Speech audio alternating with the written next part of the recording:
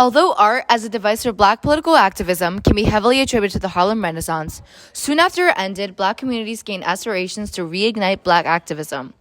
This was done in the form of the Black arts movement and the artistry of Black nationalism, which started from the mid-1960s.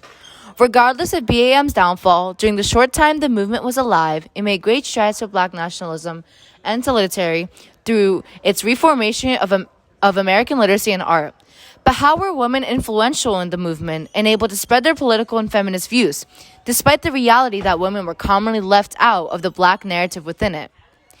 There were still many prominent female artists who made a presence in the art community with their depictions of Black and female intersectionality, which increased the representation of Black women in art across America. Take Dinga McCannon, for example. Throughout her life, McCannon wasn't able to reach the forefront of BAM due to its male-dominated space.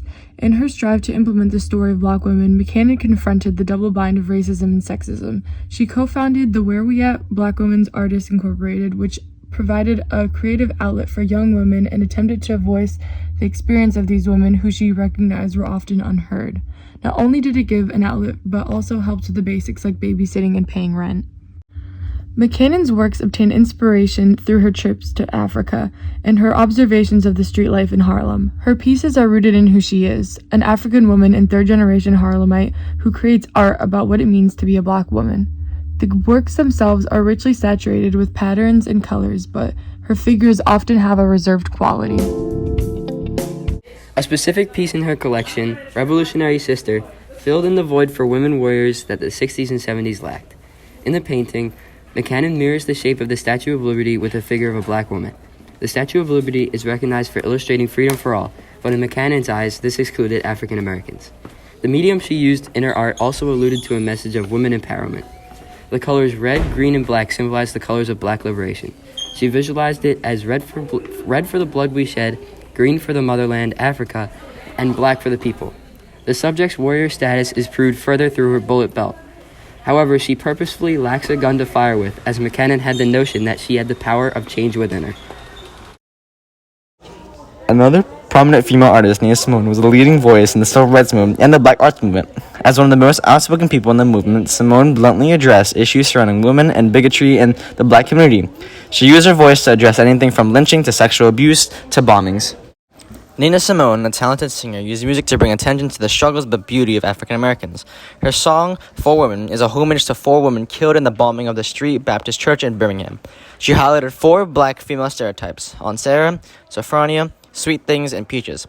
Aunt Sarah is a strong and firm woman, Sophronia the girl trapped between 2 worlds, Sweet Things the prostitute, and Peaches the descendant of slaves. The song itself was used to show that Black women are not what they are stereotyped as, and that they are not invisible. Each of these women had their own unique struggles in their own worlds. The song pays memorials to 4 forgotten victims, eternalizing their essence in song. Margaret Ann Johnson, better known as Maya Angelou, was a well-known Black poet, singer, dancer, scholar, and especially an activist advocating for Black women's rights. Her literature in particular had been recognized by several organizations both nationally and internationally. As an active member of the civil rights movement, Angelou served as the Northern Coordinator of the Southern Christian Leadership Conference.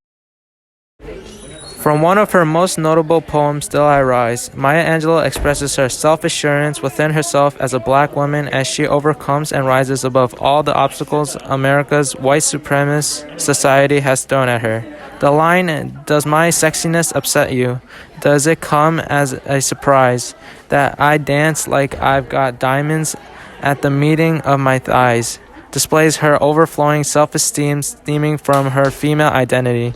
The repetition of Still I Rise, which is evident throughout the poem, additionally reveals herself recognizing the hate that she faced due to her identity and how she was able to conquer it in confidence. Collectively, Dinga McCannon, Nina Simone, and Maya Angelou deeply expressed the experience of being Black women within their art and pushed for female representation during the Black arts movement. These distinguished women, in addition to many other Black female artists, progressed the acknowledgement of intersectionality within America's artist community and set the foundation for Black women to continue to voice their struggle through art and expression.